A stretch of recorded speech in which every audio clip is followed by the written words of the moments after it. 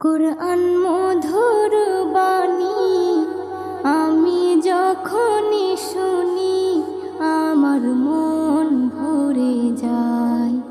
কুরআন মধুর বাণী আমি যখনই শুনি আমার মন ভরে যায়।